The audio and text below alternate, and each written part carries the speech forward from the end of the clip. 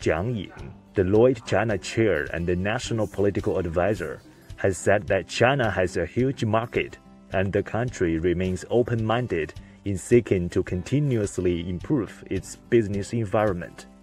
According to a government work report submitted Tuesday to the National Legislature for deliberation, China plans to implement measures to ensure the national treatment for foreign-funded enterprises, vowing more efforts to attract foreign investment.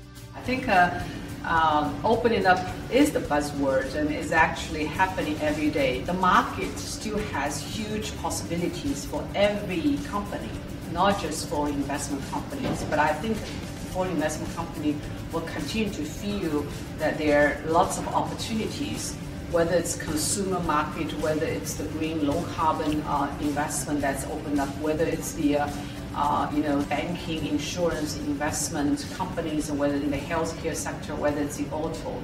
So we believe that the market continue to fuel really all types of investment with opportunities. We see many companies, foreign companies particularly, are really continue to look for China as a viable and a vital market for them.